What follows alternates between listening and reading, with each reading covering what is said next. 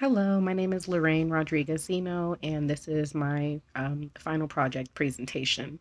My research question was, how does a nutritious meal affect academic success? I would like to work this into my capstone in some way, so that's why I kind of kept all of the information the same. So the most important findings that I found from my research question were that most families do not have time for a sit down breakfast. Exposure to language at meal times affects vocabulary and reading scores. Less healthy foods negatively affect math and English scores. Universal free meals help boost participation in the school breakfast program, and that many students receive their daily nutritional intake from their school meals. Um, some of the data that I thought could be collected for me would be the number of families that participate in the school breakfast program in whatever area, the geographical area that is chosen, the test scores of students eating at least one meal with their family members, the breakfast choices or categories compared to student test score averages, um, obviously to measure academic success, and does the family participate in free or reduced school meals? I thought that that would be useful because the number of families that participate in the program provide a good example of the population, which would be like all the students in the school, and then the students who participate in the school breakfast program would be the sample. Um, so some studies show that the contents of breakfast also play a role in test scores. Breakfast that consists of more sugar resulted in lower scores for some students. So I thought that, as well with data about families participating in school programs, would be important just to understand if it's a financial issue or if it's a different issue.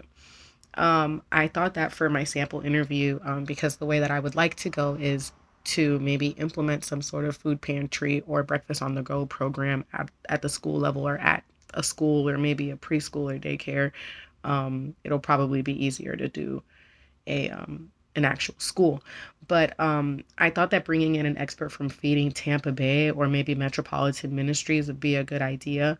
Um, when I looked up leadership, I saw that Matt Spence is the chief programs officer over at Feeding Tampa Bay. So I probably wouldn't, I mean, it would probably be difficult to get an interview with Mr. Spence because he's, in leadership, and Feeding Tampa Bay serves, I think, over like all 10 um, regions, I think it is, in the state of Florida.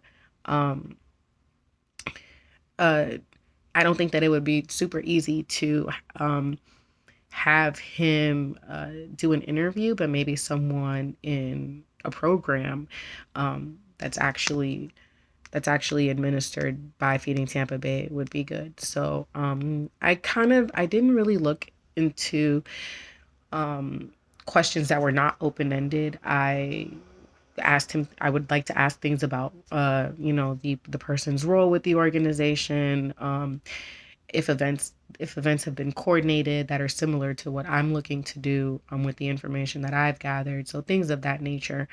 Um, and then also, I have my survey, which I think would probably be administered to family, either students if they're older students who have email. I do think it would probably be better to send it to parents, just because I think they'll understand more, they'll be more transparent, and if they kind of understand what the purpose is.